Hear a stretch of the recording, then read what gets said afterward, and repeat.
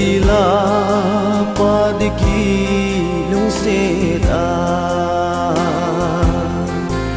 in latun lung sitna amul tay kalung sin na hiva azul te po kile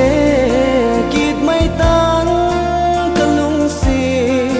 pensien ang danga lamol ding kapal te poy langai ing lung sin golin ko maleng tui bosa chu ave laloki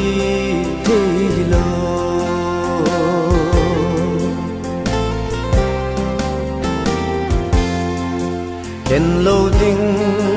in tin tu la te ma ka hunga e he o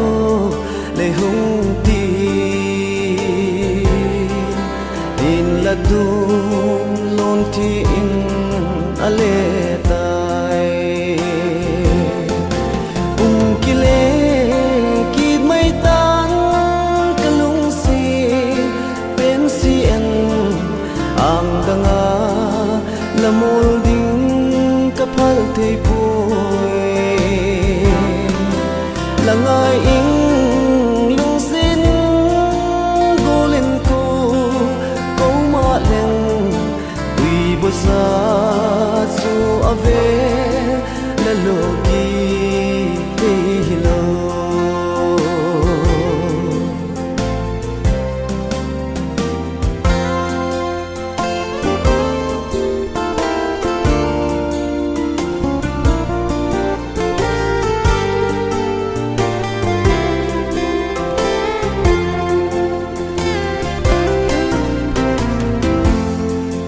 banggorin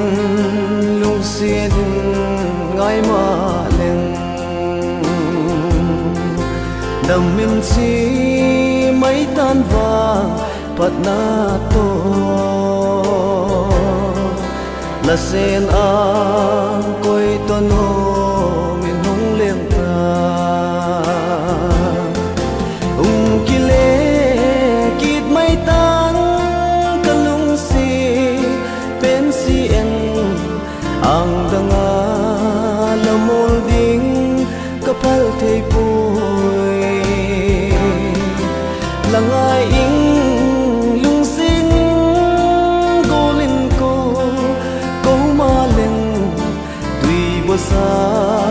chu ave laloki